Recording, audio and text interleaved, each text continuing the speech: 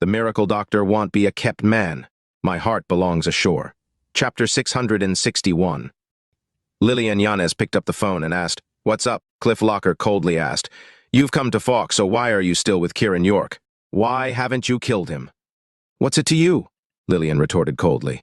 Though she was annoyed that Kiran York hadn't bothered with her clothing and felt disrespected by him, she still defied Cliff Locker. "Lilian Yanes, don't forget who you are. If you can't kill Kiran York, I will report this." "Then go report it now," Lilian snapped back. "You." Cliff Locker was taken aback. "Stop trying to threaten me with useless things." "I'm not here to kill Kiran York," Lilian stated coldly. "What are you here for, then?" Cliff Locker asked, barely containing his anger. "I'm just making sure he doesn't kill innocents. It seems I'm no longer needed. The Lions Club is disbanded, and he won't kill without reason anymore.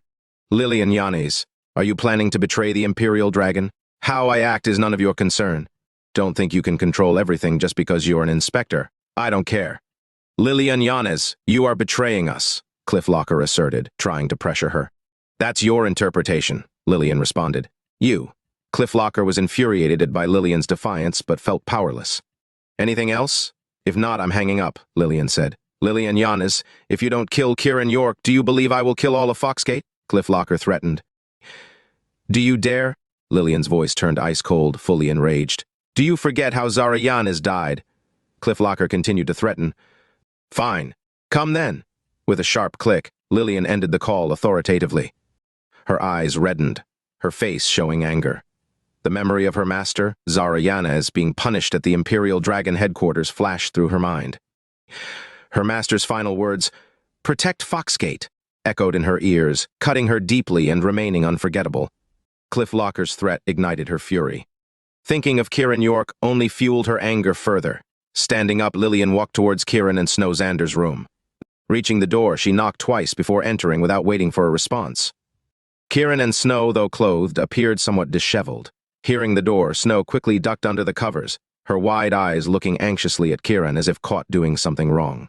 Knowing it was Lilian who entered, Kiran gently touched Snow's cheek and asked, "Lilian, why did you come in suddenly? If you're not doing anything, why should my entry worry you?"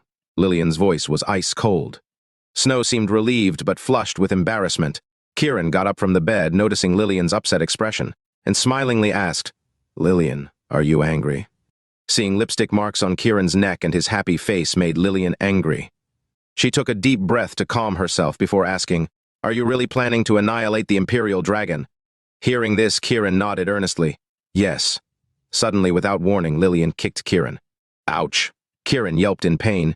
"Why did you kick me? A useless man trying to act tough." Lilian was visibly angry, advancing towards Kiran to continue her assault. Kiran couldn't retaliate, knowing that if he did, Lilian might weaken him significantly, making him almost useless. Taking the beating once was enough. He couldn't afford to be beaten again. He let her vent her anger without fighting back. "Lilian!" Worried for Kiran, Snow Xander came out with a flushed face, saying, "It's not your concern, don't get involved." "Sister Lilian, what's going on?" Snow Xander still asked worriedly. Lilian didn't answer but turned to Kiran. "You're constantly challenging the Imperial Dragon's limits. It's fine with Wolfgate, Panthergate, even Liongate, but if you continue, you might end up on a path to death." "If I don't die, will they be at peace?" Kiran asked calmly, a stark reality in his words. This acknowledgement shook Lilian. The years she led Foxgate through difficulties, facing oppression from the Imperial Dragon, were known only to her. Remembering her master's dying wish to lead Foxgate well, she endured and strived harder. Hence, she became cautious, wary of the Imperial Dragon. But Kiran York was different. His disregard for life and everything else was boundless. The most important thing, his family feud was as vast as the sea. She was also part of Kiran's family. His hatred was hers as well. "Lilian, you know much about the Imperial Dragon, and that's why you're cautious and under a lot of pressure. It's unfair to you. But I, Kiran York, am a man. I will not submit, nor will I fear the Imperial Dragon. With me, the Imperial Dragon doesn't stand, unless I die." Kiran's final words were devoid of any affectionate undertones seen with Snow Xander just now. They were filled with a resolute, imposing presence. "Sister Lilian, we are family. I stand with Kiran, come rain or shine," Snow Xander said, her eyes moist. Lilian remained silent. "Is it Cliff Locker pressuring you?" Kiran inquired. "Cliff Locker is a devious scoundrel, exploiting his power to the fullest," Lilian spat with disdain. I've noticed, which is why I haven't killed him. Why? With such a villain acting against me, the Imperial Dragon's members will keep coming one by one. Lilian was stunned again, viewing Kiran in a new light. He wasn't as simple as she thought. Lilian, rest assured, I will eradicate the Imperial Dragon. The York family cannot rise again without its downfall, Kiran declared solemnly. I'll remain neutral on matters related to the Imperial Dragon, Lilian finally said. Thank you, Lilian. Kiran expressed his sincere gratitude. He didn't want to put her in a difficult position. Lilian turned to leave. Kiran watched her graceful departure, filled with gratitude. Only true love could prioritize him so highly. Lilian loved him, albeit hidden. Kiran just pretended not to notice. This realization fueled Kiran's determination to destroy the Imperial Dragon. Although confused by the dynamics, Snow Xander chose not to question further. 2 hours later, Ruth Sutton knocked on their door. Chapter 662. Kiran York opened the door to find Ruth Sutton standing there, beautifully dressed. However, her attention quickly turned inside, searching for Snow Xander with a hint of gossip in her eyes. Snow, noticing Ruth's gaze, saw the latter dressed in a captivating, sexy manner. Ruth wore a purple dress that hugged her curves perfectly, adorned with a matching silk flower at the chest, adding an aura of nobility and charm. Her long, slender legs were encased in flesh-colored stockings, and she stood in black high heels, radiating a regal and sensual allure. Despite Ruth's goddess-like presence next to Snow, she felt somewhat diminished. After hearing about Snow from Manager Zhang today, she also looked at the surveillance video. She felt Snow was beautiful, but now that she was seeing her in person, she knew what it meant to be even more beautiful. Snow's natural grace and beauty made Ruth realize why Kiran had little interest in other women. Snow was the kind of woman a man would love fiercely and without regret, making it natural for him not to look at others. Mr. York, this must be your wife. Ruth adjusted her mood and smiled. Snow Xander, Kiran York's wife. Snow introduced herself with a smile, extending her hand. Ruth Sutton, Ruth replied, shaking Snow's hand. Honey, why don't you try on the dresses? Kiran suggested as he received the clothes from Ruth. Thank you, Miss Sutton. Snow expressed her gratitude politely. I'm glad to be of service to Mr. York. Ruth quickly redefined her relationship with Kiran as strictly professional, knowing she could never be his woman. Instead, she aired to be someone Kiran respected, benefiting both her and the Sutton family. Thank you for your efforts, Ms. Sutton, Kiran said, subtly dismissing her. If you need anything, just let me know, Ruth said with a smile before leaving. She likes you, Snow observed, looking at Kiran. Many women do, but you're the only one in my heart, Kiran replied calmly and naturally. Look at you, becoming quite the smooth talker. Snow beamed with happiness, appearing even more beautiful. Let's get you into one of those dresses, Kiran smiled, prompting her. Snow chose from 3 dresses Ruth had selected, white, purple, and black. Each color represented a different aura, purity in white, nobility in purple, and stunning elegance in black. Which color should I wear? Snow playfully asked Kiran. White, Kiran suggested. So, you like pure and beautiful women, huh? Snow teased, portraying the image of a demure woman in front of Kiran. Weren't you pure, beautiful, and a bit haughty when we first met? Kiran teased back. Stop it, you big flirt, Snow laughed, remembering how she was tricked into being with him. It was you who tricked me here. Enough. If you didn't want to be tricked, then Jigo. Ah, what are you doing? Snow shrieked as Kiran began to undress her. We've seen it all and done it all. What's there to fear? Kiran stated matter-of-factly. Stop it. Snow protested with a blush, yet her eyes sparkled with happiness. A lifetime of true love. Kiran was such a man. As a woman, how could she not be happy? Snow tried on the dress, which fitted perfectly, making Kiran joke about her looking like the bride of the day. Why do I feel like you're the bride today? Kiran couldn't help but tease when he thought of Ruby Loughlin. Shall I go and marry someone else then? Snow teased back. What if I go and chase away that Miles Carter and make it our wedding instead? You. Haha. Snow couldn't help but laugh at Kiran's words. Noticing the time, Kiran said, You should head down now.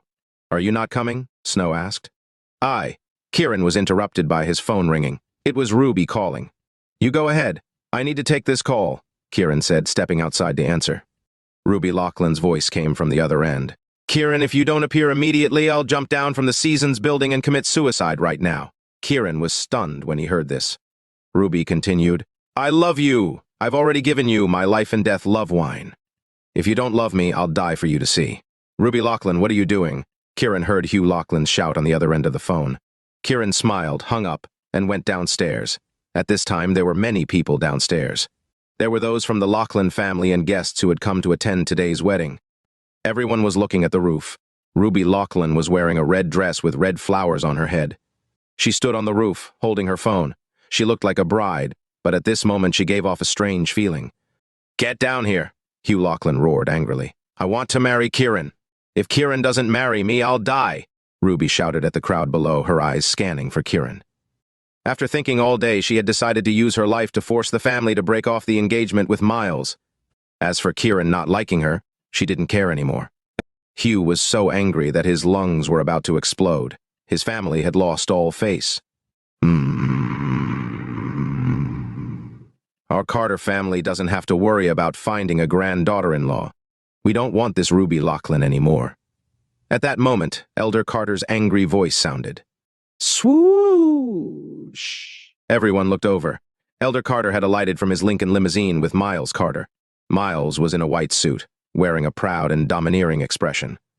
Ruby Lachlan was overjoyed to hear that. Anger flashed across Miles's heart as he held the roses. Suddenly he spotted Snow and his eyes lit up immediately. He had been searching for her high and low. He had already yearned for her when he saw her at the airport today. Now she was actually in front of him. This was his lover. This was his goddess. This was his goal. "Ruby Lachlan, I don't love you," Miles shouted and walked towards Snow. Chapter 663. Miles Carter's loud declaration captured everyone's attention, prompting them to turn and look. Caught off guard, Snow instinctively searched the crowd for Kiran, her beautiful eyes sparkling with an added allure. Miles saw her eyes and felt his heart racing. Holding a bouquet of flowers, he quickly approached her. Snow sensed the crowd's gaze and saw Miles approaching.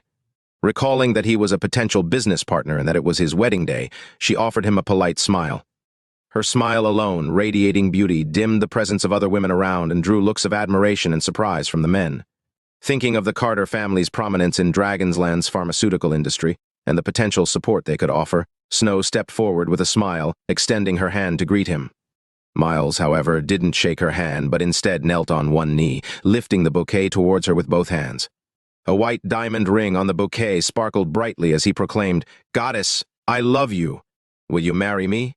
Snow was taken aback by the public proposal, unsure how to respond. The crowd was just as stunned, confused by the unfolding situation. Elder Carter evaluated Snow. He already considered Ruby Lachlan a rare beauty, but, in his eyes, Snow was truly one in a million. Snow exuded an air of pride and a queenly demeanor that made her a perfect match for the Carter family. Laughing, Elder Carter praised, "Miles has excellent taste. A woman like this is indeed worthy of the Carter family." His laughter served as an affirmation of the proposal and a rebuke to Ruby Lachlan's earlier rejection of Miles. The guests who had come to curry favor with the Carter family voiced their happiness. "She's lucky to be chosen by Elder Carter. Such a perfect match, truly made for each other. Please say yes. This is a dream come true for many women." The crowd's chants grew louder. Snow, now calmed down, gestured to Miles, ready to decline. Just then, Ruby Lachlan appeared, her sneer breaking the tension. "Just marry Miles Carter already. Only someone like you would choose such a scumbag." She turned her cold gaze towards Miles. "I'm glad I didn't marry you. I knew you were no good. Last night you almost forced yourself on me. You're nothing but a beast." Women are inherently jealous, and Snow's beauty made Ruby envious. Now, with Miles proposing and Elder Carter's endorsement, Ruby couldn't help but mock, venting her frustration and jealousy despite knowing she and Miles would have no future together. Snow felt relieved that someone had provided her with an escape from the awkward situation. Infuriated by Ruby's words, Miles shouted, "Get lost! Don't bother me!" Ruby was about to speak when Hugh Lachlan's cold voice intervened. "Elder Carter, is it not excessive for your family to propose publicly after what happened with Ruby Lachlan?" In Hugh's view, the Carter family's public proposal had disgraced the Lachlan family. Despite his resentment towards Ruby, he also despised the Carter family's actions. "Old man, do you have the nerve to speak of your granddaughter? She nearly killed me in a bar last night, then used Rory Yates's death to scare me. She's shameless. A woman of her low character is not someone I would ever consider," Miles retorted angrily. Hugh Lachlan, infuriated, could only respond with anger. "Don't interfere with my proposal. Your Lachlan family has nothing to do with us anymore," Miles declared loudly, dismissing any ties with the Lachlan family. Hugh snorted coldly towards Elder Carter. "If you don't give me an explanation today, this matter won't be settled." "What can you do about it?" Elder Carter responded defiantly. The women we Carter men choose cannot be taken from us, and those we do not fancy we do not bother with. This statement boosted Miles's confidence, who then turned to Snow. Beautiful, will you marry me? By now, Snow had regained her composure, accustomed as she was to receiving marriage proposals. She would not have been momentarily distracted if not for the potential collaboration with the Carter family. Hearing the exchange between the two sides, she had no good impression of either party. She stepped back and said coldly, "I'm sorry, I'm already married and have a husband." Snow's announcement surprised everyone, with no one expecting she was already married. "You're married?" Miles couldn't hide his astonishment. Such a beautiful woman was actually married. Married to whom? Miles Carter's heart was filled with curses. Despite his disbelief, Miles couldn't let go and proposed, "Divorce him and I'll marry you." Boom! Elder Carter stood at the side, feeling a little embarrassed. Was his grandson crazy? However, he quickly sensed that Snow was a virgin, so he smiled and said, "This little girl is very good at lying. She's clearly not with a man, yet she still said she's married. Ha ha ha." When everyone heard this, their expressions changed again. Many were even more surprised. Which man would not sleep with such a beautiful woman after marrying her? Confident that Snow had shown interest by extending her hand earlier, Miles continued, "Beautiful, you don't have to worry about Ruby Loughlin. She poses no threat to you. Ruby Loughlin is a viper, not someone I could ever love. Besides, our Carter family is not one the Loughlins can provoke. If you marry me, you will be the future lady of the Carter family, the largest pharmaceutical family in Dragonsland." Miles seized the opportunity to boast of his family's status, hoping to sway Snow. Elder Carter agreed with his grandson's actions. In his opinion, anyone who heard about their family's power would be moved. Power and money were dreams for anyone. He did not believe that Snow would not be tempted. By his reckoning, Snow was about to agree to his grandson and even throw herself into his arms. At that moment, Snow found herself perplexed about how she should gracefully reject the proposal. Ha ha ha. Ruby let out a disdainful laugh. Chapter 664. Marry Miles Carter already. Marrying him means gaining status and wealth, living a life of luxury. Ruby Loughlin couldn't help but burst into laughter again. Miles will definitely possess you like a beast and then heartlessly abandon you for someone else. "Shut up!" Miles, exposed and infuriated by the public accusation, scolded Ruby. Ruby scoffed fearlessly. "Feeling guilty, are you? I'll tell you, only the most despicable women would fancy you. A truly good woman would never fall for a beast like you." Her gaze then shifted to Snow. "Go ahead, accept him. I wouldn't compete for such a vile man." Turning to her grandfather, Hugh Loughlin, Ruby declared, "Grandpa, the man I love is Kiran York, a man who stands tall and upright. Apart from him, I'll marry no one." Though not fond of Kiran, Hugh nodded in agreement, especially after witnessing the Carter family's shamelessness. Elder Carter's face darkened, shocked that Ruby would publicly humiliate his grandson. Miles sneered. "Ironwood, play the video of Ruby trying to kill me at the Dancing Flames bar." "Right away!" Ironwood promptly responded, and soon the footage of Ruby attempting to kill Miles in front of Yvonne Quinn was played. "Now what do you have to say, you green tea bitch?" Miles taunted confidently. "I've got nothing to say. I did want to kill you at that moment," Ruby didn't deny or rebut, "because I love Kiran York." Ruby's eyes scoured the crowd, passionately proclaiming, "Apart from Kiran York, I will marry no one." "Then go marry him," Miles retorted, turning to Snow. "Beautiful, you see. I'm not a fickle man. It's that green tea bitch who's heartless." He continued to profess his love to Snow. Snow was stunned by Miles's sudden proposal and Ruby's declarations of love for her husband. Was this couple insane? She looked through the crowd for Kiran to come and resolve this mess. After all, she intended to cooperate with the Carter family, and outright rejection seemed impolite. "Kiran, look how beautiful that woman is. With all your bragging, why don't you go after her?" Bianca Campbell's voice suddenly rang out with a mocking tone. Everyone's gaze shifted to find Kiran returning with a giant cotton candy in hand. He had come down earlier, seen Ruby on the rooftop, knowing she wouldn't jump, and ignored it. Spotting a cotton candy vendor, knowing Snow loved cotton candy, he bought some. He had just got back when Bianca happened to spot him. Still harboring resentment towards Kiran, Lucia Jensen sneered, "Kiran, I thought you were too good for ordinary women. Why don't you chase after her?" Stung by Ruby's declaration of love for Kiran and feeling inferior even to Ruby, let alone Snow, Bianca suggested Kiran pursue Snow. Archie Campbell gave Kiran an apologetic look. "Uncle Campbell," Kiran greeted Archie lightly before heading inside. "Kiran!" I love only you. Ruby rushed towards him, her face beaming with a radiant smile, confident in her declaration. Still displeased, Miles turned to Kiran. The woman I don't want. You're welcome to have her. Then, looking up at Snow and seeing the joy and happiness in her sparkling eyes, he mistook it for acceptance and passionately said, Beautiful, marry me! I'm sorry. As I said before, I'm already married and have even registered our marriage, Snow replied, still maintaining politeness. Miles, undeterred, insisted, It doesn't matter. You can get a divorce. I won't mind. His declaration of love was unwavering. Laughing heartily, Elder Carter added, Our Carter family can welcome you. He was eager to smooth over his grandson's blunder and was quite pleased with Snow. Encouragements came from the crowd, suggesting Snow marry Miles for a life free from worries. Think about not having to hustle for a living every day. How blissful would that be, they mused, envying her beauty that caught Miles's eye. Ha! Kiran scoffed, cutting through the murmurs of the crowd. Ruby, who had initially been rushing towards Kiran, stopped to look in his direction. Miles, annoyed, turned to Kiran and disdainfully asked, What are you scoffing at? A toad! Kiran scornfully looked at Miles and retorted.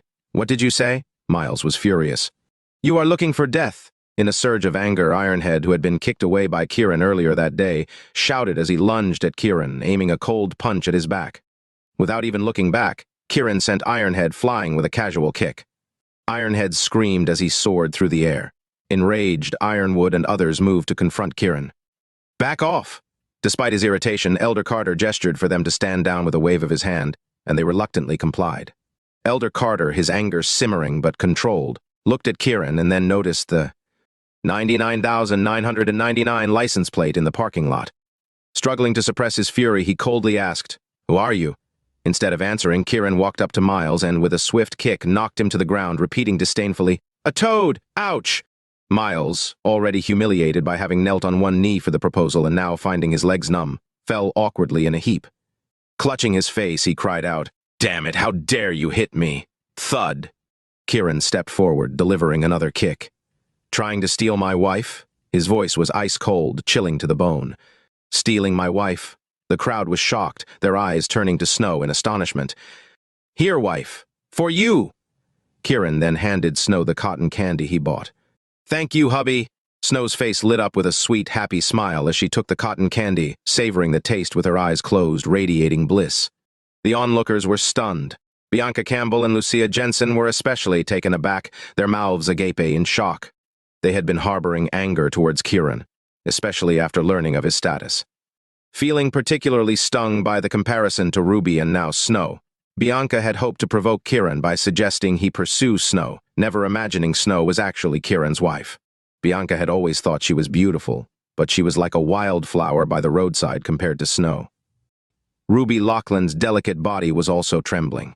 Similarly, she did not expect that the woman she had just criticized and even belittled was Kiran's wife. Moreover, they had registered their marriage. She felt she was dreaming. Ruby finally understood why Kiran had never shown any interest in her. Even if she was considered a bright star, she couldn't outshine the moon's radiance. Her beauty simply couldn't compare to Snow's. Among the crowd, the only person genuinely pleased was Archie Campbell.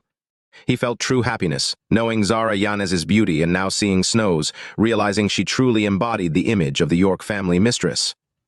Of course, he was unaware that the Zara Yanes he had seen was wearing a mask that made her appear less attractive than she was. Damn it, take him down! Ironwood shouted, leading his men in a charge towards Kiran. Chapter 665. Elder Carter's gaze was sharp and icy, making no move to stop his people from attacking. Miles had already picked himself up from the ground. Seeing Snow holding the cotton candy, he sneered, My diamond ring is worth $1 million, and yet you prefer a few dollars worth of cotton candy from the roadside. Snow had intended to cooperate with the Carter family, giving them face throughout the interaction. However, seeing Kiran stepping in, she knew cooperation was no longer possible and turned to Miles. What my husband gives me represents his love and care, which is priceless. Her beautiful face beamed with happiness, her almond-shaped eyes filled with deep affection as she looked at Kiran. Her display of affection further irritated Miles.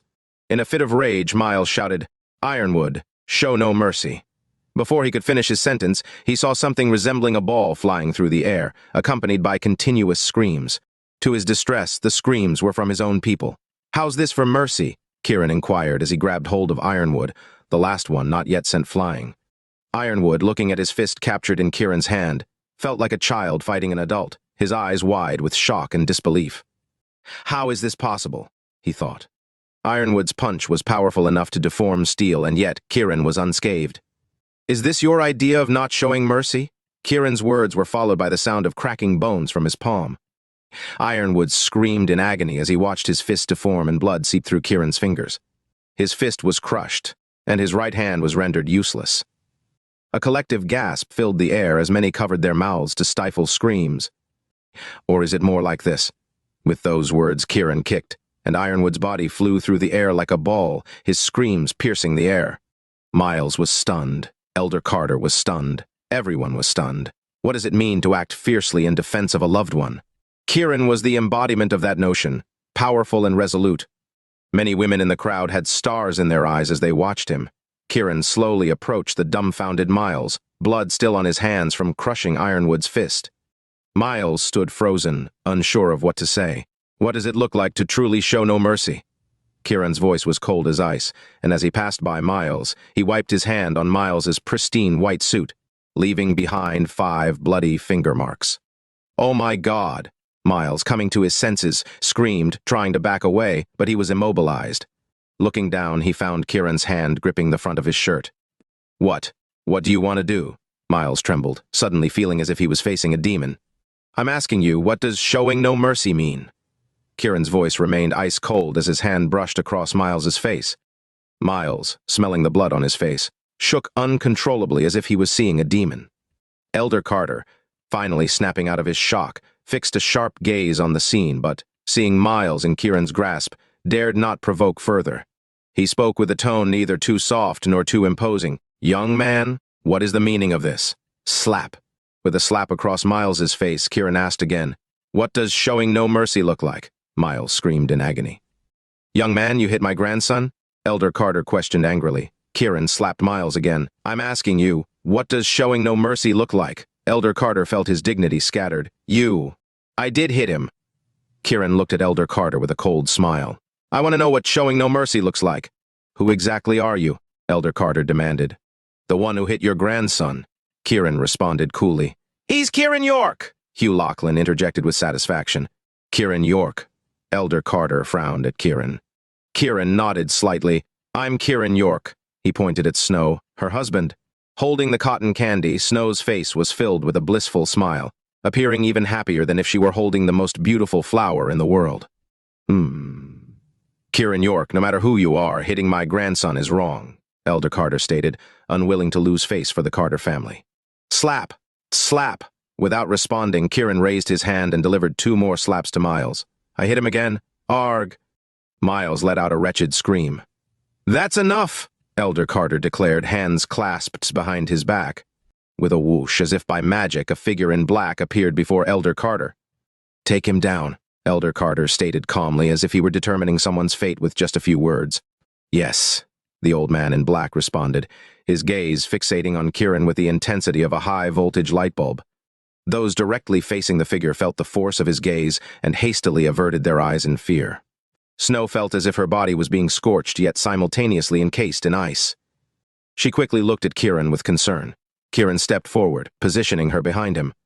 With a slight exertion of his energy, the oppressive atmosphere dissipated, and Snow felt significantly more at ease. The figure in black locked eyes with Kiran. Youth, arrogance is fine, but you must know whom it's directed at. With those words, he moved. His step pulverized the pavement beneath him into dust, yet he left no footprints behind, moving with a grace that belied his power. Hugh Lachlan's eyes twitched upon seeing the figure in black, perhaps seeing a glimmer of hope. Kiran observed the old man's movements, a smirk forming. You're not a match for me. The figure's expression darkened instantly, his arrogance quenched as if doused by cold water. He stared at Kiran furiously. What did you say? You're not my match, Kiran repeated firmly. Enough talk! Elder Carter barked, angered. The figure in black scoffed, the naivety of youth. Yet, he paused, assessing Kiran disdainfully. If he alone isn't enough, what about adding me? A raspy, menacing voice echoed from the crowd. All eyes turned to the voice, revealing a man in disarray, his gaze empty and chilling. Max Yates? Someone recognized him with a shout of surprise. Kiran was momentarily taken aback upon seeing Max, not expecting him to appear so disheveled. He reasoned that the loss of his son and the dissolution of the Lions Club could naturally lead to such despair. The figure in black was annoyed at the offer of assistance but remained silent upon sensing Max's formidable aura. After all, he hadn't gauged Kiran's strength when he intervened. 2 against 1? Kiran scoffed. Just killing you will suffice, Max replied coldly. The figure in black remained silent. You're still not my match, Kiran maintained his defiant stance. And what if I join? Hugh Lachlan stepped forward, adding to the tension. Chapter 666. A gang fight? The words appeared in many people's minds. Though martial prowess isn't as revered in today's society, the formidable strength of these 3 individuals was palpable, especially in Fox, where Max Yates symbolized the pinnacle of power. His strength was formidable on its own. Now, with 3 aligned against 1, their collective might seem unstoppable. Could Kiran possibly stand a chance? Concerned for Kiran, Snow remembered the astonishing feats he had accomplished time and again. She decided to stay silent, not wishing to distract him in his moment of focus. Kiran, everyone hates you, Lucia Jensen commented from the crowd, not with sympathy but with a tone full of mockery and hate. Bianca Campbell sneered, Kiran, look at your wife. She doesn't even care if you live or die. I bet if you were killed, she'd just hop into Miles's bed. Hearing Bianca's words, Miles, clutching his throbbing face, vehemently exclaimed, Kill Kiran and I'll take his wife. To those watching, Kiran seemed like a small boat amidst a raging sea, vulnerable to being obliterated by the next wave. The trio's task of eliminating Kiran appeared all but effortless. In the eyes of the onlookers, Kiran was a dead man. If you agree to marry me, I can ask my grandfather to show mercy, Ruby Lachlan offered Kiran, exuding arrogance as if she was extending a lifeline to him. Does Dragon's Land allow polygamy? Kiran retorted with a smile, teasing her. Her face flushed with anger at the rebuke. You cannot tarnish the Lachlan family's honor without paying the price, Hugh Lachlan bellowed, his voice icy with fury. And what would that price be? Kiran scoffed, scanning the crowd defiantly. Anyone else care to join? His demeanor radiated authority, defiance, and fearlessness, leaving the crowd dumbfounded. Were they witnessing madness? Utterly oblivious to his peril, the figure in black snarled. Young Master York! Just then, Faber Luther and Joe Queen stepped forward, calling out. The crowd, recognizing these new arrivals, suddenly understood Kiran's confidence. He had backup. You 2 traitors! Max Yates roared at them, seething with rage. Luther and Queen responded with silence, devoid of any shame. Whether or not they were traitors was a matter of perspective. What was Max Yates's character like? Max Yates knew all too well how vile Rory Yates had been. Now, their loyalty was solely to Kiran. Fine, let's make it 3 against 3, Max declared proudly, attempting to provoke Kiran. The figure in black and Hugh Lachlan, filled with murderous intent, focused more intently. Faber Luther and Joe Queen started to move forward to assist.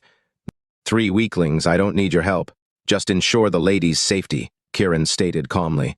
Luther and Queen halted, surprised. Facing the formidable trio of the figure in black, Max Yates and Hugh Lachlan, each a dominant force on their own, could Kiran really handle them alone? Ha ha. Hugh Lachlan couldn't help but laugh at Kiran's insistence on facing them without help. Heroes indeed come from the youth. Today I've truly seen one. His laughter was a deliberate attempt to ensure Luther and Queen stayed out of the fight. Luther and Queen exchanged glances, then positioned themselves beside Snow, flanking her. Let's begin, Kiran said, unbothered, facing his 3 opponents. Die, Hugh Lachlan yelled, launching a poisonous goo assault towards Kiran. Attack! Max Yates charged from Kiran's left. The figure in black, silent till now, swiftly moved behind Kiran, his right hand clawing towards Kiran's back. With Hugh Lachlan attacking from the right and a poison assault head-on, Kiran was surrounded and attacked from all directions. Kill him! Miles cheered, laughing maniacally at the sight. Turning to Snow, he jeered, Don't worry about becoming a widow. I'll be in your bed tonight, ha ha ha. His excitement was palpable, laughing hideously, convinced of Kiran's inevitable demise. Rory Yates is lonely. Kiran's voice suddenly cut through. Miles paused mid-laughter, only to see Kiran now standing close to him. As Miles attempted to retreat, Kiran added, Rory Yates wants you to join him, raising his hand. Miles felt as if he were suffocating, overwhelmed by frustration and despair. Spare the young master. Behind Kiran, the black-clad elder shouted, launching an even more ferocious attack towards Kiran, attempting to save Miles. Here you go! With Kiran's shout, Miles was sent flying like a ball towards the black-clad elder. The elder tried to catch him, but sensed that Miles was charged with boundless power. Like a shooting meteor, catching him could spell his own doom. He hastily used his energy in an attempt to safely intercept Miles. Boom! His energy hit Miles like an explosion. Ah! Miles screamed in agony. Boom, boom, boom! Miles' body then exploded like a burst balloon, recreating the scene of Rory Yates's death. This time, however, it was Miles who died, and the black-clad elder had inadvertently caused it. Faber Luther and Joe Queen quickly used their power to deflect the splattering flesh and blood, ensuring that Snow Xander's pristine white dress remained unstained. My God! The onlookers let out cries of horror as blood and flesh were everywhere, on them, in front of them, among them, a scene of utter dread. Initially on the attack, Max Yates froze in place at the sight. Too familiar, too shocking. "It's your time to G-go," Kiran's voice suddenly echoed beside him. "Kiran, I." Max Yates tried to shout back, swinging his fist towards Kiran, only to find his energy had dissipated. Looking down, he saw Kiran's fist had landed on him. It wasn't painful, but his entire body felt drained. He was limp like a deflated balloon. "Leon Gate deserves to die." Kiran's eyes flashed with a fierce determination. Max Yates wanted to speak, but his body had already lost its strength. He fell to the ground. He could never have imagined that he would die in such a manner, unable to withstand a single blow from Kiran. He was unwilling to die, longing to avenge his son. Yet, he perished. The scene went silent in an instant. Facing the combined attack of three formidable opponents, Kiran remained composed, and within moments, two were dead. "Miles." Elder Carter let out a mournful cry, overwhelmed with grief. "I'll kill you," the black-clad elder shouted in anger and frustration. He had inadvertently killed Miles with his own hands. "Regret? Then go keep him company." Kiran's calm voice rang out, his body already flying toward the black-clad elder. Chapter 667. The black-clad elder let out a furious roar, his entire being surging with energy as he attacked Kiran like a meteor falling from the sky. As someone sworn to protect the Carter family, having accidentally killed the eldest son of the Carter family was a mistake he couldn't accept. Like a knife piercing his heart, this reality was painful, infuriating, and utterly unforgivable to himself. "We must kill Kiran," grief-stricken, Elder Carter commanded the black-clad elder. "Don't worry, master," the elder bellowed back. His fist was like a drawn sword, brutally aimed at Kiran. The onlookers felt like a hurricane had swept through, uncontrollably retreating, with some even falling to the ground. "Young master, I will avenge you," the elder shouted angrily, his attack growing fiercer. With his hands clasped behind his back, Kiran didn't move but calmly watched the elder's fist approach. "Kill him!" Bianca Campbell, infuriated at Kiran's disdain for her, shouted as if she had lost something precious to her. "Kiran, you're asking for death?" Lucia Jensen also joined in her daughter's cries. "Better alive than dead." Kiran suddenly leaped towards the elder while maintaining his hands behind back posture. "If you want to commit suicide, just say it," Bianca, stimulated by the sight, screamed. Boom! A loud crash echoed through the air. Still with his hands behind his back, Kiran stood proudly in mid-air. The black-clad elder fell to the ground like a string of pearls cut loose. There was no sharp counterattack, no tragic spitting of blood. Instead, with a thud, the elder crashed to the ground, spewing blood, his body limp and unable to move, utterly defeated. The elder's gaze, once fierce, was now filled with helplessness and despair. His bones were broken, and his tendons were torn. Looking up at the sky, he felt life was worse than death. "Master, have someone kill me!"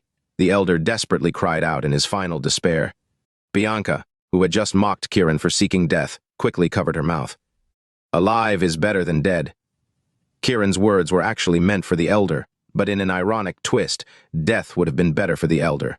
Bianca and her mother Lucia were deeply shocked by the reality. Silence enveloped the scene. The look in everyone's eyes towards Kiran was filled with disbelief and fear. "Run!" Hugh Lachlan shouted, turning to flee. Just moments ago, he had promised to join forces, but now he was running faster than a rabbit. Kiran's gaze followed him. "Kill instead!" Ruby Lachlan quickly spread her arms in front of Kiran, blocking his pursuit of Hugh Lachlan. With a slight smile, Kiran paid no attention to her and turned his attention to Elder Carter. Elder Carter's eyes were practically aflame with a mix of icy coldness and fury, which ultimately turned into helplessness and frustration. "Who exactly are you?" he demanded. "The person you think deserves to die," Kiran replied calmly, causing Elder Carter's heart to twitch uncontrollably. He realized the true person deserving death was himself. If not for his blindness, how could he have tolerated Miles Carter's arrogance, leading to his grandson's demise? Kiran, no matter who you are, you've killed my grandson today, and you must pay with your life, Elder Carter stated vehemently. Paying with my life? Sounds good, Kiran said indifferently, glancing at Max Yates on the ground. He killed our York family members, and now he's paid with his life. Elder Carter's expression turned cold. If you want to pay with your life, die quickly, or I'd make you wish you could. I prefer direct revenge, Kiran interrupted harshly. You. Elder Carter deeply felt Kiran's mocking and contemptuous gaze, but he was helpless. He couldn't kill Kiran. Not coming to kill me, Kiran taunted. What exactly do you want? Elder Carter asked, feeling cornered. If you want to kill me, come forward. If not, kneel and beg for mercy, Kiran pointed to the ground arrogantly. How could Elder Carter tolerate such humiliation? You're seeking death. Smack! Kiran slapped him across the face. Then come kill me. Ah! Elder Carter cried out, his cheeks swelling red, his anger causing his beard to bristle. He was already in his 70s, and countless businessmen had to be polite to him. Even Hugh Lachlan had to respect him. Being hit by Kiran was a great indignity. Make your move. Kiran slapped him again. Elder Carter screamed, his cheek instantly swelling, and his dentures fell out, mixing with the blood. What do you want to do exactly? Despite his anger, Elder Carter remained calm, aware of Kiran's formidable strength. Do you want to live or die? Kiran's sharp gaze fixed on Elder Carter's face. Do you dare kill me? Elder Carter immediately regretted his words, realizing that killing seemed no more significant than a daily chore to Kiran. I want to live. Then kneel. Kiran pointed to the ground. You're too arrogant. Elder Carter exclaimed, his frustration reaching a boiling point. His grandson had been killed, and now, not only could he not avenge him, but he was also forced to kneel before Kiran and beg for mercy. Kneel and kowtow, beg for your life, Kiran commanded again, his presence domineering.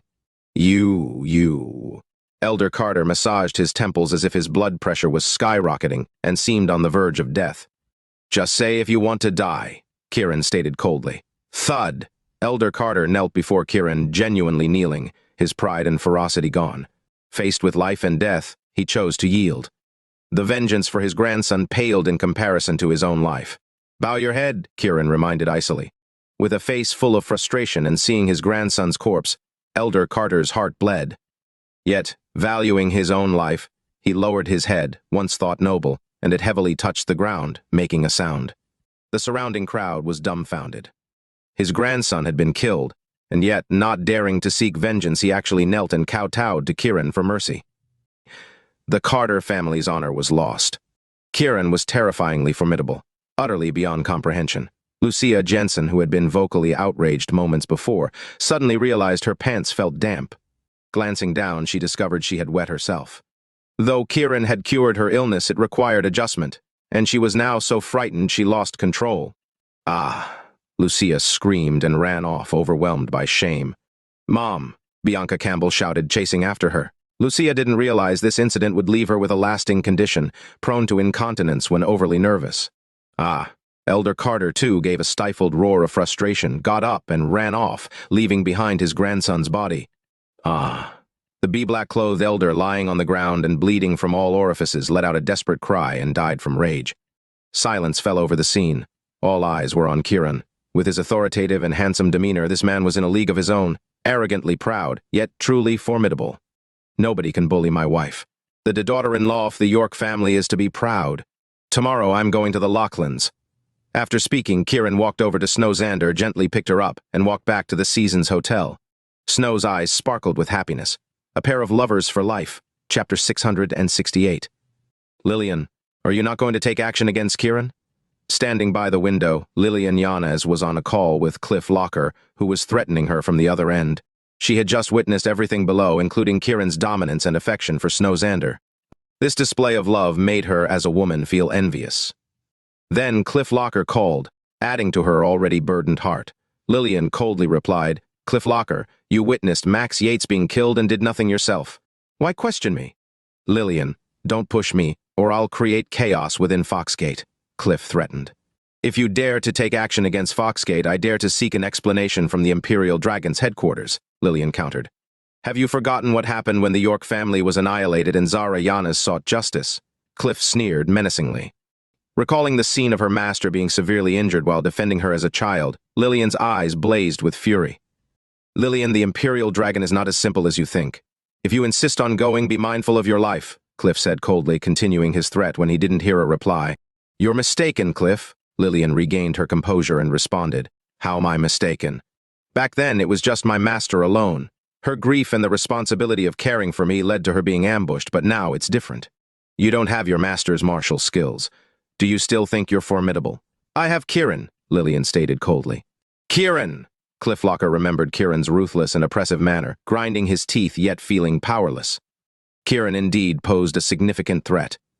Kiran is even more eager to confront the Imperial Dragon and kill its members. If you're not afraid of me bringing him along, then go ahead and provoke us, Lilian said.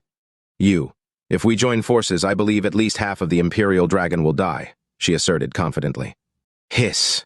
Cliff Locker inhaled sharply, taken aback by her declaration. He and Max Yates couldn't claim to be among the top in terms of martial arts within the Imperial Dragon, but they were certainly mid-tier. However, facing Kiran, they found themselves utterly defenseless. Especially today, seeing how Kiran effortlessly killed Max Yates, incapacitated the man in black, and scared off Hugh Lachlan. That he did all that while being attacked from all sides was a display of power that was incomprehensibly formidable. Cliff Locker, don't test my limits. Kiran is everything to me. If he's in danger, you'll all pay, Lilian warned. You love Kiran? Cliff was shocked by her declaration. Lilian's cheeks flushed slightly, a complex emotion surging within her, but she quickly suppressed it. He's my master's son, my brother. I'm practically a part of the York family, she explained. Have you forgotten you're the leader of Foxgate? Cliff scolded. My master was also part of the York family and the leader of Foxgate. What of it? Survival of the fittest, isn't that your true nature? Lilian retorted with a cold laugh. Cliff found himself at a loss for words. Watch yourself. Lilian hung up abruptly. Cliff, left with the dial tone, his eyes brimming with icy sharpness, eventually crushed his phone in anger. Lilian Yanes, you all have to die. As the overseer, his trip to Fox had been nothing short of humiliating. He resolved to kill Kiran. Cliff had forcibly restrained himself from stepping forward in the crowd. Now, feeling helpless, he turned to leave, seeking stronger allies. Looking pale and drained, Lilian feared the consequences if the Imperial Dragon truly intended to kill Kiran. Now, she found herself unable to decipher the Imperial Dragon's true intentions. The destruction of the Wolfgate, Panthergate, and Lions Club seemed almost like a deliberate sacrifice by the Imperial Dragon. Otherwise, the situation wouldn't have escalated to this point. She couldn't make sense of it. Now, she only hoped they wouldn't act too hastily, giving Kiran a chance to master the joyful Odyssey. Together, they could stand against the Imperial Dragon if he could reach the 7th level. Yet, considering Kiran's erratic behavior and lack of practice time, she felt somewhat frustrated. She decided that once the events in Fox were concluded, she would immediately take Kiran back to Bayville to focus on his practice. While mulling over these thoughts, Lilian suddenly felt an odd sensation. She looked towards the door and sensed Kiran and Snow Xander intimate together. The love spell allowed her to feel when Kiran was emotionally engaged, causing her to tremble slightly and feel uneasy. Irritated, Lilian headed to the bathroom to soak in cold water, hoping to cool down her agitated emotions. At the Lachlan household, Hugh Lachlan sat in the living room with a cold expression, still emanating a sense of having narrowly escaped death.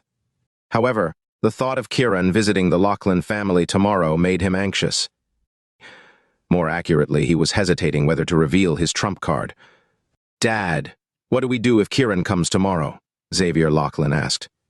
I need to think this through. You all should rest for now, Hugh responded. Maybe we can have Ruby block Kiran's path tomorrow. I don't think Kiran would harm Ruby, Xavier suggested. I'll stop him. I don't believe Kiran would kill me, Ruby said with a beautiful yet resentful face, her voice tinged with hatred. Before she saw Snow Xander, Ruby did not know the depths of envy and jealousy. She had thought herself the epitome of beauty, capable of making Kiran fall head over heels. However, upon seeing Snow, she realized she couldn't even compare. The realization deeply stung and angered her. Let's discuss it tomorrow. Everyone, please leave. Hugh motioned for them to leave. All right. Matthew Lachlan was the first to agree, pulling Ruby away with him. Hugh Lachlan was left alone in deep thought. After a moment, he entered his study and locked the door behind him. He pressed a button on the wall, revealing a hidden door that led to a room emitting a foul stench. Hugh's eyes sparkled with anticipation as he stepped inside. The room was dimly lit by a few glowing pearls, just enough to see clearly. He walked in to find a woman in black, sitting with her back to him, surrounded by live, poisonous creatures on the floor. These creatures continuously attacked each other, sometimes even consuming their opponent. The eerie screams, black blood, and foul smell could suffocate anyone, but the woman seemed to relish in it all, unbothered. A sense of disgust welled up in Hugh Lachlan. "I'm begging you to take action this time," he said to the woman. Chapter 669. "If I intervene, there's no turning back for you." The woman spoke without turning around, her tone flat. Fiona Sinfield might have planted the love charm from the brain-eating goo on Kiran. Whether it was or not isn't important. What matters now is if you want to kill Kiran, the best way is to cut off the source of the love charm. Are you suggesting killing the Sinfield couple? If they're dead, the source of the love charm is severed. Even if it doesn't kill Kiran, it will severely injure him, making it easier to kill him afterward. Hugh Lachlan remained silent, lost in thought. "When you came here years ago, it was to monitor Sawyer Sinfield. Over the years, things have been peaceful, and we've almost forgotten our original duties," the woman sighed. "Yes, if it weren't for Kiran's emergence revealing such a powerful love charm, I would have forgotten I'm from the Maui tribe." "You were never truly from the Maui tribe to begin with," the woman scoffed. "I was raised in Dragon's Land. That makes me part of the Maui tribe," Hugh hastily replied. "That's up to you, but now you must ensure Kiran's death, or our plans will fall through." "Should I kill Sawyer Sinfield?" Hugh probed. "That's one way. Another is to kill the love charm's other half," the woman sinisterly suggested. "The other half?" Hugh's mind flashed with the image of Yvonne Quinn. "Yes, killing the other half might as well kill Kiran. That's a better suggestion. Watching Kiran suffer a terrible death would be satisfying." Hugh laughed wickedly as if he had already witnessed it. "Go ahead then," the woman said. "If I fail, it's all up to you. Our family depends on you," Hugh remarked. The woman remained silent. Hugh turned and left, heading towards Fox Hill Villa, prepared to kill Yvonne Quinn. The woman sneered and muttered to herself, "You're just an abandoned son, and you still call yourself family? You overestimate yourself." Her gaze shifted to a dark corner of the room, her hand gently patting the air. The shadow moved slightly and a dark humanoid figure stood up. "Mom," the figure unexpectedly spoke. "Aki, do you think the goo poison can sustain your life now?" the woman inquired. "Yes, the goo poison now can keep me alive." "Good. If Kiran proves too strong tomorrow, you intervene." "Understood." The woman sighed. "After more than 20 years, Ali finally managed to save your life." "Why do you say that?" Aki asked, intrigued by the woman's remark. "Don't inquire too deeply. Just remember, after Kiran is killed, I'll find a way to send you to Sunland." "What for?" "To return to your roots."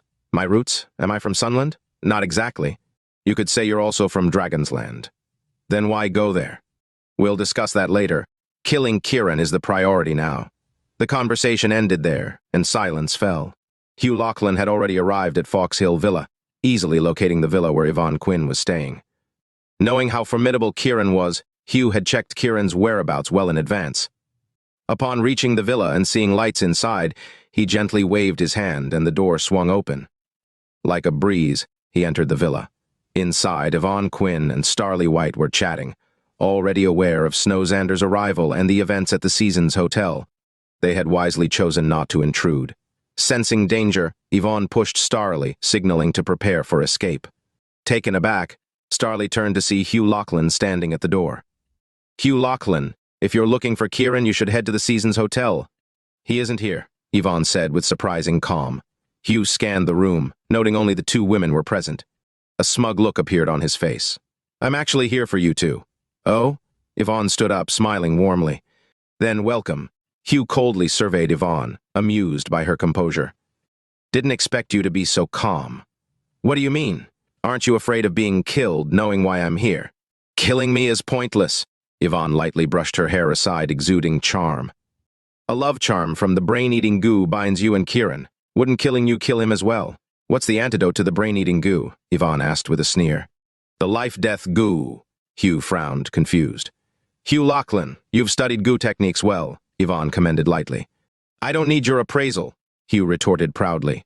Yvonne ignored him. "You're not infected with the life-death goo, just the love charm," Hugh observed. "I do have the life-death goo." "That's impossible."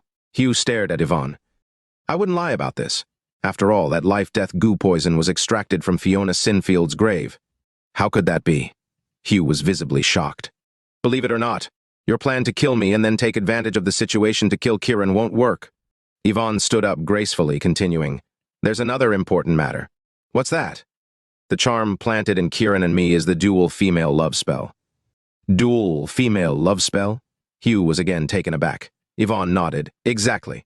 And we each also carry the life-death goo, meaning we can live together, but our deaths won't necessarily be linked. It all comes down to choice. Hugh was astounded. Who could have planted such sophisticated goo poison? I don't know either, but it's the truth, Yvonne emphasized, possibly to convince Hugh. Lilian Yanes is connected to Kiran by the love charm, and they also share a life-death line. Life-death line? Hugh was well aware of the life-death line's function, a transformation of the life-death goo that could save lives at critical moments. If there was a life-death line, then attempting to kill Kiran by killing Yvonne wasn't a feasible option after all. He hesitated. Should he go after Sawyer Sinfield? So, killing me is pointless, Yvonne reminded Hugh. I don't care. I'll know once I've killed you, Hugh said, seeing his rare opportunity and finally addressing Yvonne. You won't be able to kill her, Kiran's voice suddenly echoed from the doorway. Cold, arrogant, dominating. Chapter 670. Kiran? Hugh Lachlan was shocked. How did you get here? We are bound by a love spell, able to sense each other's presence. I've been stalling for time, just waiting for Kiran to arrive, Yvonne Quinn said, her voice soft but filled with a triumphant joy. You. Hugh realized he had been duped, feeling like a fool, and was extremely annoyed. Kiran. Starly White had been standing by, too scared to speak, but now she found her courage. You should go upstairs to sleep, don't watch this, Kiran told Starly. Starly looked nervously towards Yvonne. I'll take you up, this is men's business, Yvonne said with a smile, then walked over and led Starly upstairs. Only Kiran and Hugh Lachlan remained downstairs. Kiran's expression turned icy. Just moments ago, he had been with Snow Xander in bed, enjoying a different kind of thrill. He hadn't expected to sense Yvonne's telepathic call and knew they was in danger, so he had hurried over. Now he felt like a man driven by unfulfilled desires. Seeing Hugh, the source of his troubles, Kiran was filled with anger. State your true intentions. If there's a reason you can convince me to spare your life, I might let you live. To kill you. Hugh knew there was no reconciliation with Kiran, his voice cold as he responded. The person who ran off scared earlier now claims he wants to kill me. Do you think anyone would believe that? Kiran scoffed, his face full of mockery. Didn't you ask me why I'm here? To kill you, Hugh insisted. You know that's not what I meant, Kiran said, looking around the room. Thinking of Lilian Yanes soon bringing Snow Xander over, he did not want to leave a mess. Let's talk outside, he suggested. Hugh didn't expect to be asked outside. He was worried about being trapped inside by Kiran. Being able to talk outside seemed perfect, possibly giving him a chance to escape. He remained silent, feigning calm, and walked towards the door. Passing by Kiran, he stayed on high alert, fearing an attack. To his disappointment, Kiran acted as if he didn't see him.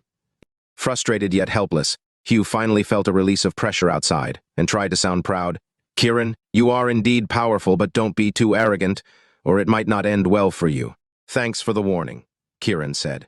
Snap.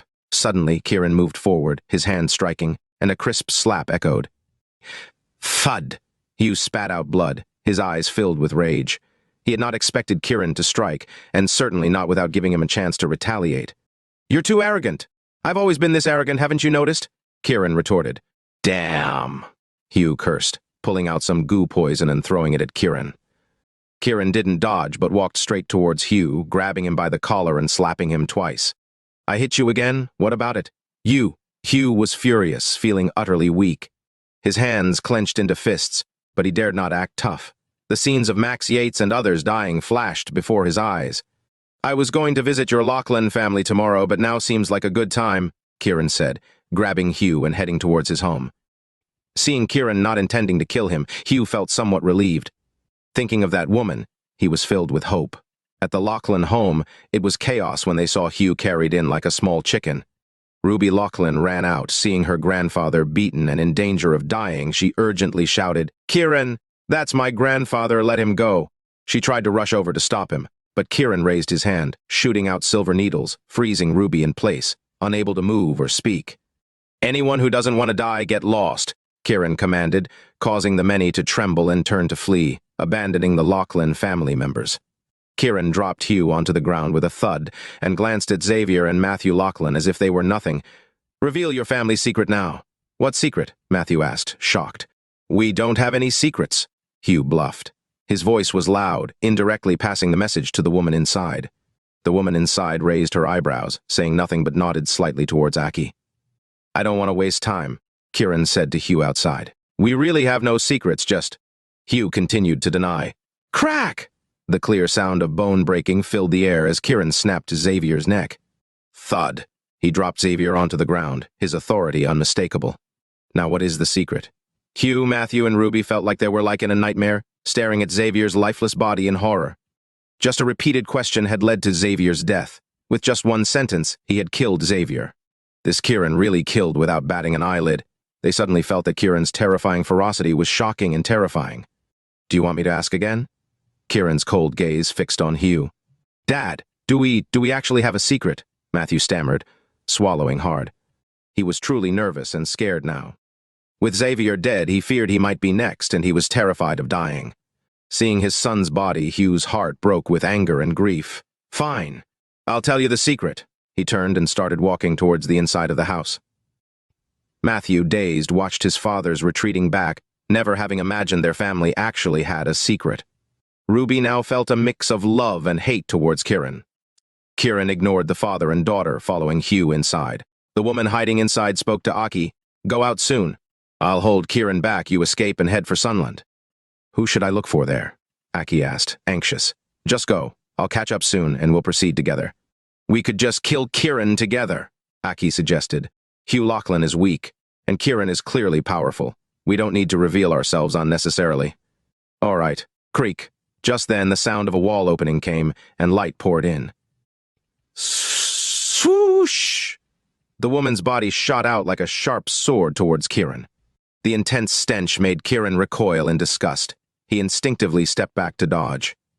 Go, mistress, please, Hugh shouted, stepping aside to let her through.